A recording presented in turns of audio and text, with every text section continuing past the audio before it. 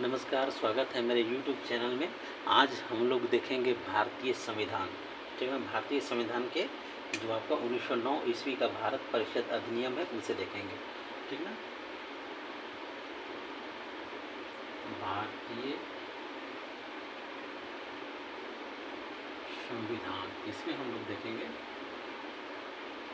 1909 ईस्वी का भारत शासन अधिनियम की कुछ प्रमुख बातों को देखेंगे। क्या क्या खास बातें 1909 ईस्वी के भारत शासन अधिनियम में थी। ठीक ना, तो सबसे पहले हम लोग देखेंगे 1909 ईस्वी का। इससे पहले मैंने जितने भी एक्ट है उसका अन्य दूसरे वीडियो में बना लिया है, आप देख सकते हैं। तो यहाँ हम लोग देखेंगे कि 1909 ईस्वी का भारत परिषद अधिनियम या भारत शासन या फिर यहाँ परिषद भी कर सकते हैं, परिषद लिख दीजिए ज़्यादा अच्छा होगा। ठीक है, परिषद अधिनियम के जो मुख्य, इसे हम सबसे पहले ये देखेंगे कि इसे मार्ले और मिंटो सुधार किया जाता था। मार्ले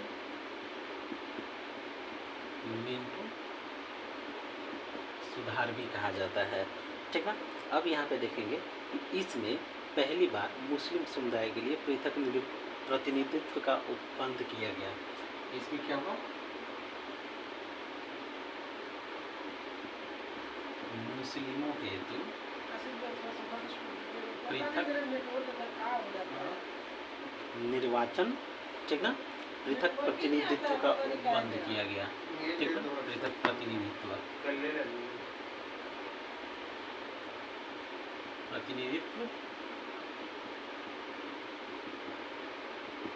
का उपबंध किया गया। साथ ही साथ इसके अंदर मुस्लिम सदस्यों का चुनाव मुस्लिम मतदाता ही कर सकते थे। इसमें क्या होता था, पृथक प्रतिनिधित्व में मुस्लिम, ठीक ना, सदस्यों का चुनाव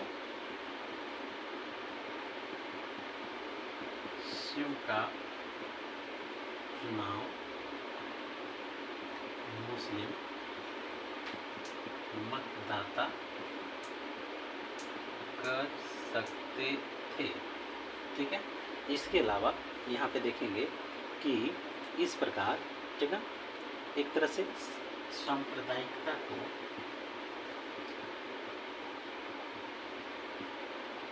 वैधानिकता प्रदान कर दी गई। वैधानिकता प्रदान कर दी गई। अब यहाँ पे देखेंगे, और लॉर्ड मिंटो को सांप्रदायिक निर्वाचन का जनक भी माना जाता है। तो यहाँ ये जो है मिंटो, इसको सांप्रदायिक निर्वाचन का जनक भी माना जाता है। ये जो मार्ले थे ये भारत सचिव थे। ठीक ना, और मिंटो यहाँ का वाइसराय था, इस चीज़ को याद रखिएगा। ठीक है, तो 1909 ईस्वी के मार्ले मिंटो सुधार, मार्ले भारत सचिव था, मिंटो लॉर्ड यानी यहाँ का वाइसराय था। तो मुस्लिमों हेतु पृथक प्रतिनिधित्व का उपबंध किया और मुस्लिम सदस्यों का चुनाव मुस्लिम मतदाता कर सकते हैं इसके तहत, और सांप्रदायिकता को वैधानिकता प्रदान की गई ब्रिटिश सरकार की वजह, सरकार की तरफ से या लॉर्ड मिंटो की तरफ से या फिर मार्ले की वजह की तरफ से। चलिए, इसके बाद हम लोग अगला देखेंगे। यहाँ पे अगला पॉइंट इसी में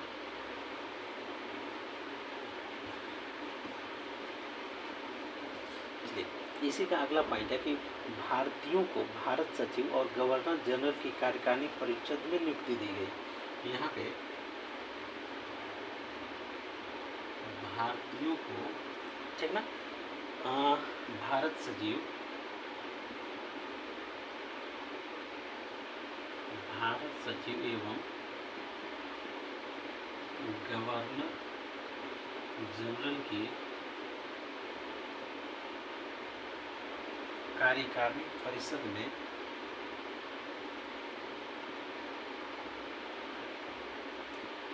जगह दी गई या कईयों की नियुक्ति हुई। ठीक ना, इस तरह से जगह दी गई की जगह उचित रहेगा, नियुक्ति हुई। ठीक, इसके अलावा इसमें हम लोग देखेंगे कि केंद्रीय और प्रांतीय विधान परिषदों को पहली बार बजट पर, तो यहाँ केंद्रीय या प्रांतीय विधान परिषदों को, ठीक ना, पहली बार बजट पर वाद विवाद करने, ये बजट पर वाद विवाद कर सकते थे, पूरक प्रश्न पूछ सकते थे, प्रश्न पूछने, मत देने का अधिकार और मत देने का अधिकार प्राप्त हुआ, ठीक ना। यहाँ पे हम लोग देखेंगे कि पहली बार सत्येंद्र प्रसाद सिन्हा वायसराय की कार्यपालिका परिषद के प्रथम सदस्य बने, और इसको ऊपर में लिख देंगे, पहले यहाँ समझ लें। तो भारतीयों को भारत सचिव एवं गवर्नर जनरल की कार्यकारिणी परिषद में इसकी नियुक्ति भी हुई, ठीक ना। और सत्येंद्र प्रसाद सिन्हा पहले व्यक्ति थे जिनकी नियुक्ति हुई। तो केंद्रीय प्रांतीय विधान परिषदों पर जो बजट होते थे उस पर वाद विवाद कर सकते थे, पूरक प्रश्न पूछ सकते थे, और मत देने का भी अधिकार प्राप्त हुआ। इसके बाद और भी इसमें ढेर सारी है, उन पर चर्चा करेंगे, ठीक है। अब यहाँ पे आगे में हम लोग देखेंगे सत्येंद्र प्रसाद सिन्हा। सत्येंद्र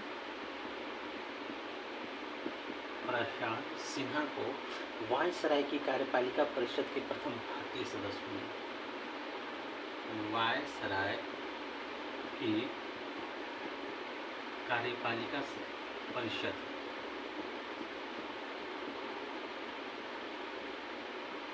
के प्रथम भारतीय सदस्य बने। तो सत्येंद्र प्रसाद सिन्हा पहले व्यक्ति थे जिनको वायसराय की कार्यपालिका परिषद में प्रथम भारतीय सदस्य के रूप में शामिल किया गया। साथ ही साथ हम यहाँ पे देखेंगे कि उनको विधि सदस्य बनाया गया था, ठीक ना, वकील थे, ठीक ना, इसलिए इनको विधि सदस्य बनाया गया था। इस अधिनियम के तहत presidency corporation, chambers of commerce, विश्वविद्यालय और जमींदारों के लिए अलग प्रतिनिधित्व का प्रावधान किया गया। और इसी अधिनियम के तहत जितने भी प्रेसिडेंसी कॉरपोरेशन थे, प्रेसिडेंसी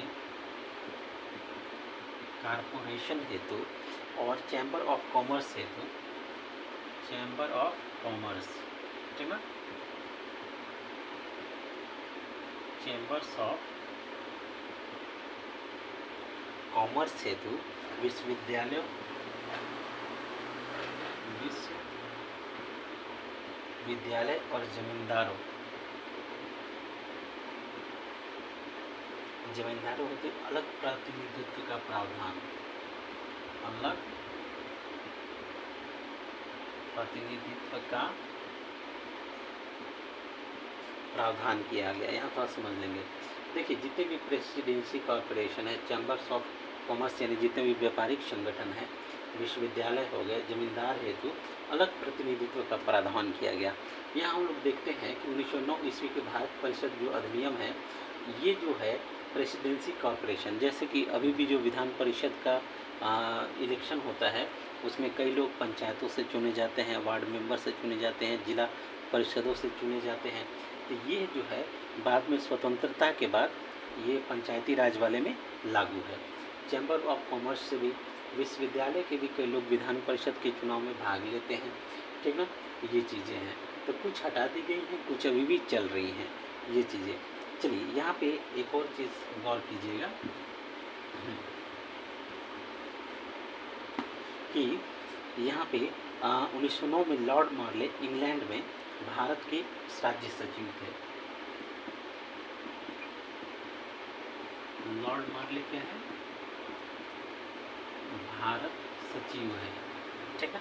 और लॉर्ड मिंटो ये क्या है? वायसराय है, ठीक है। इस चीज़ को याद रखिएगा, कन्फ्यूजन होती है, भूलिएगा मत, ठीक है ना। भारत में ब्रिटेन के सभी संवैधानिक प्रयोगों में सबसे कम समय तक चलने वाला यही अधिनियम था।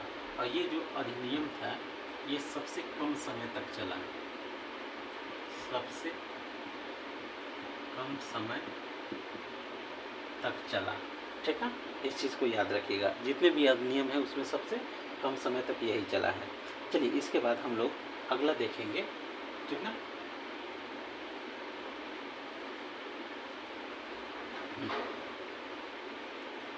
अगला है हमारा 1919 ईस्वी का भारत शासन अधिनियम, ठीक ना।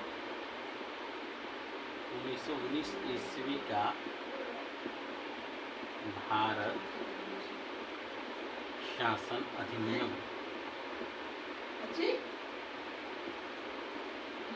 ठीक ना।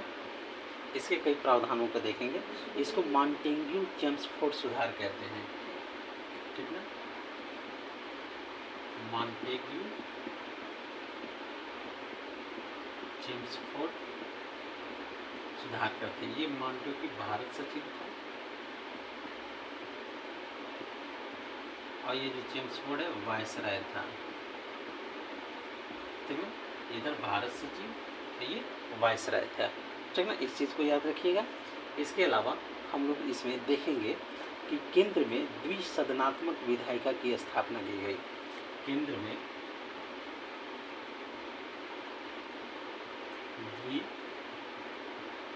द्विसदनात्मक विधायिका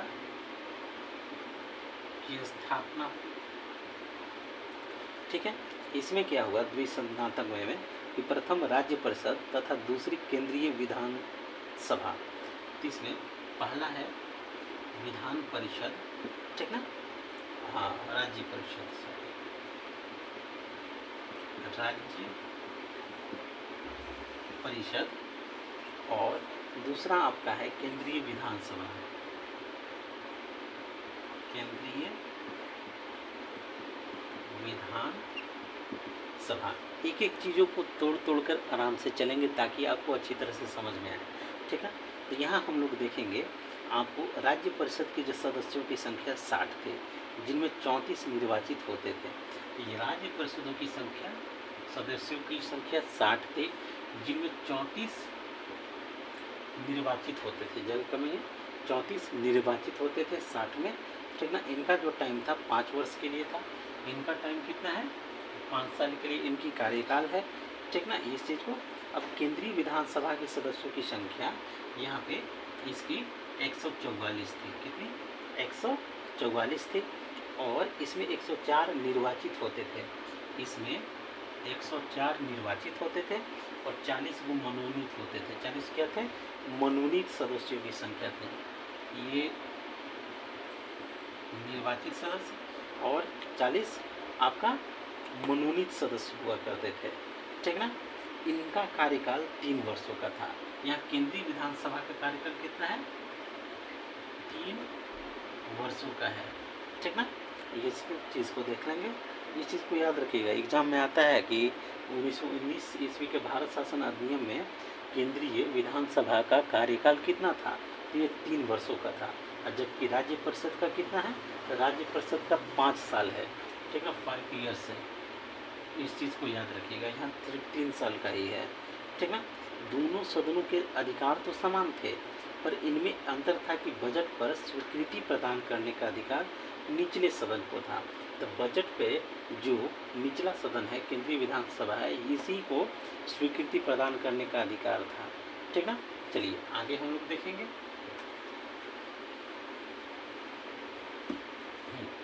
अगला है कि प्रांतों में दैत्य शासन प्रणाली का प्रवर्तन किया गया, ठीक है। इसी के तहत प्रांतों में द्वैत शासन प्रणाली को लागू किया गया, ठीक है। प्रांतों में द्वैत शासन का जो जनक था लियोनस कार्टियस था। तो इस चीज़ का जो जनक है उसका नाम है लियोनस कार्टियस, ठीक है। लियोनस कार्टियस इसका जन्मदाता था। और इस योजना के अनुसार प्रांतीय विषय को 2 वर्ग, यहाँ पे जो प्रांतीय विषय है, प्रांतीय विषय, इसके 2 भाग हैं, ठीक है। इसके 2 भागों में बांट दिया गया। कौन कौन से 2 भाग हैं, इस तरह से कर लें। पहला विषय जो है ये आरक्षित विषय और दूसरा हस्तांतरित या अंतरित, ठीक है। आरक्षित यानी रिजर्व ए हस्तांतरित, हस्तांतरित, ठीक ना, ट्रांसफरेबल। अब यहाँ पे देखेंगे आरक्षित विषय में जैसे जो इम्पोर्टेंट हो गया, जैसे वित्त, भूमिकर, इसमें क्या है, वित्त,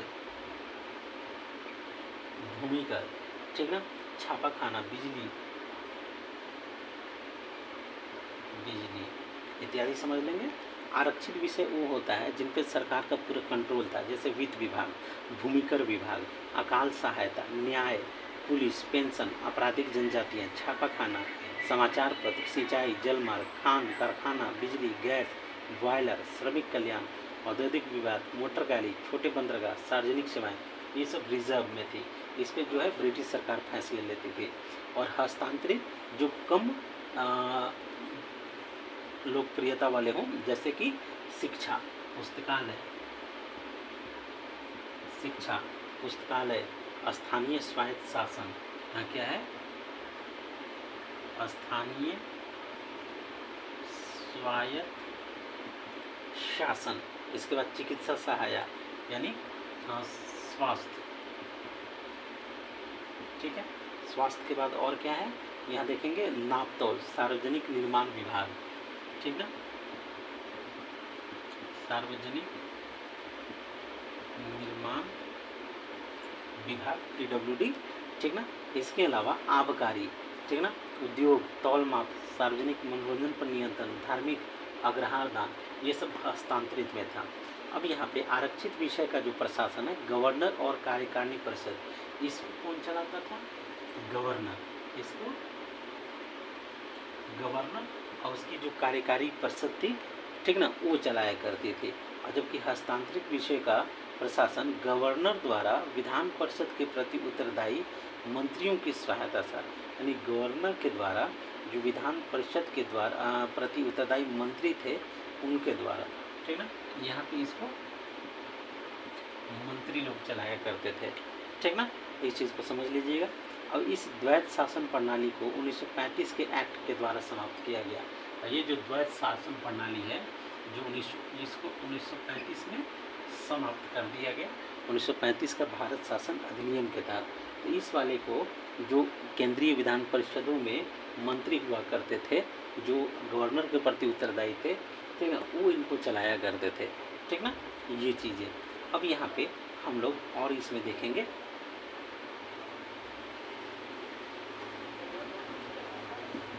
ठीक है, इसमें देखेंगे कि भारत सचिव को अधिकार दिया गया कि वह भारत में महालेखा परीक्षक की नियुक्ति कर सकता है, ठीक है।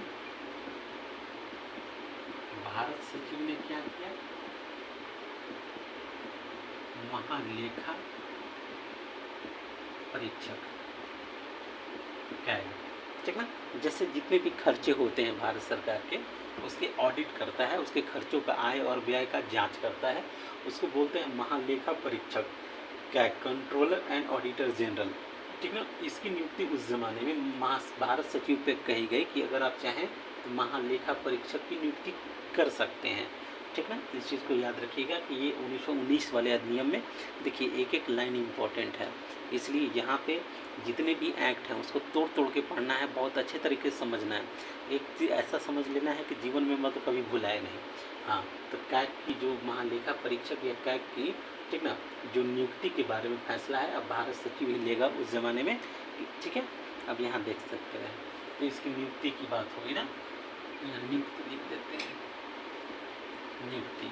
अब इसके बाद अगला है कि इस अधिनियम में भारत के एक लोक सेवा आयोग के गठन का प्रावधान, यहीं पे कहा गया कि एक लोक सेवा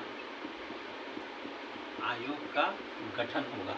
तो 1919 वाले में ही प्रावधान किया गया था, तब जाकर 1924 या 26 में यूपीएससी संघ लोक सेवा आयोग का गठन हुआ था ना। अब यहाँ पे ये देखेंगे कि 1926 में ली आयोग आई थी, ठीक ना, 1926 में ली आयोग की समिति या उसके रिपोर्ट के आधार पे उन्होंने सिविल सेवकों की भर्ती के लिए केंद्रीय लोक सेवा आयोग का गठन किया था। ली आयोग ने केंद्रीय लोक सेवा आयोग का गठन करने की बात कहेगी, तब यूपीएससी के जाके गठन हुआ था, ठीक ना। अब यहाँ पे आगे देखेंगे, इस अधिनियम के अनुसार वायसराय की कार्यकारिणी परिषद में 6 सदस्यों में से 3 सदस्यों का भारतीय होना आवश्यक थे, ठीक ना। अभी एक और चीज़ कि वायसराय की कार्यकारिणी परिषद में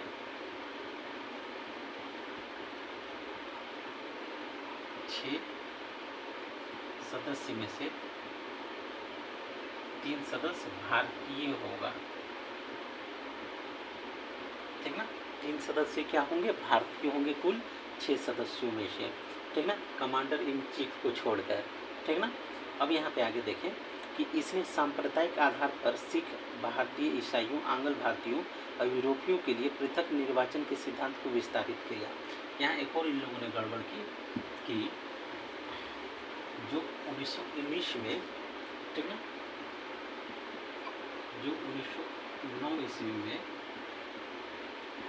मुस्लिमों को दिया जा रहा था पृथक निर्वाचन सिद्धांत, अब वही 1919 ईस्वी में ये जो है इसका प्रतिनिधित्व का दायरा बढ़ा के सिखों के लिए, ठीक ना, इसके अलावा भारतीय ईसाइयों के लिए,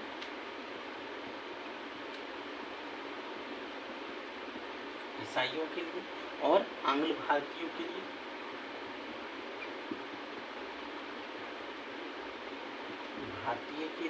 और साथ ही साथ यहाँ पे यूरोपियों के लिए, ठीक ना, इन सभी के लिए ये चीज़ जारी कर दिया गया, ठीक ना। अब इसके बाद हम लोग इसके और हैं, ठीक ना, उसको देखेंगे।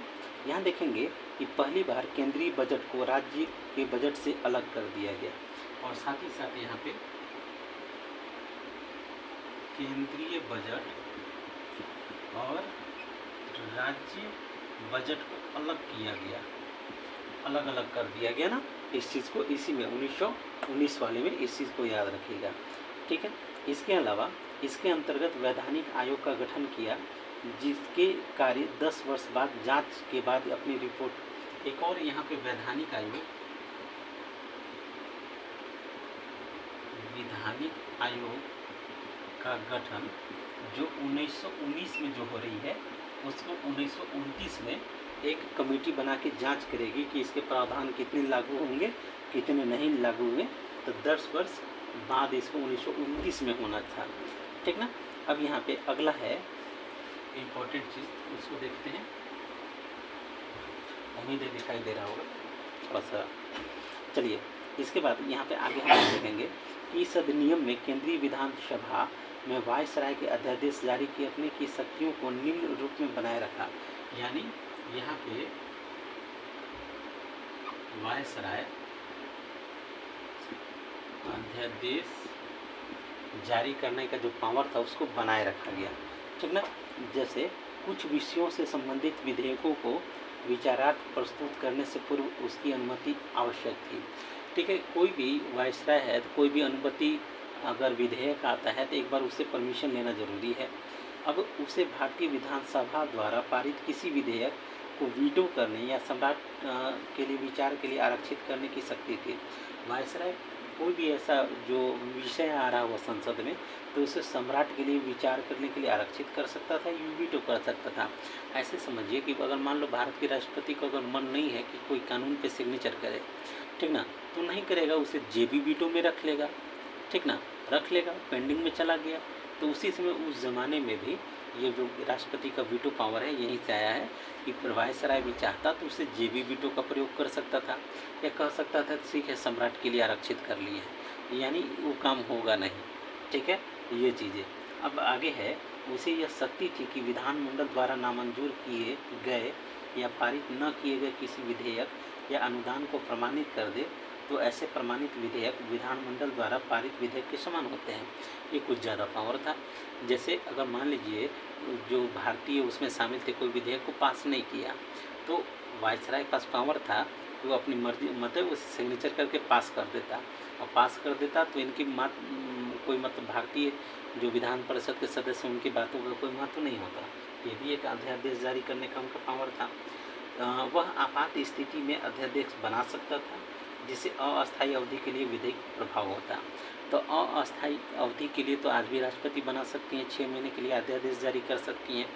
देखो जो सुप्रीम पावर होता है जैसे वायसराय या प्रेसिडेंट, उसके पास ढेर सारी विवेकपूर्ण या अतिरिक्त या अवशिष्ट अधिकार होते हैं और वो होना ज़रूरी भी है, ठीक ना। उस समय अगर उसके पास था तो कोई बड़ी चीज़ नहीं है। चलिए अब हम देखेंगे कि मॉन्टेग्यू चेम्सफोर्ड सुधार या भारत शासन अधिनियम 1919 द्वारा पहली बार महिलाओं को वोट देने का अधिकार मिला, ठीक ना। भारत में क्या है, महिलाओं को वोट देने का अधिकार प्राप्त हुआ, जबकि उस समय ब्रिटेन में नहीं था, ठीक है। और साथ ही साथ इस समय इंग्लैंड का प्रधानमंत्री, जो इंग्लैंड का प्रधानमंत्री था वो था लॉयड जॉर्ज। क्या नाम था, लॉयड जॉर्ज इसका नाम था, ठीक है। चलिए अगले वीडियो में हम लोग अखिल भारतीय संघ को देखेंगे। Thank you.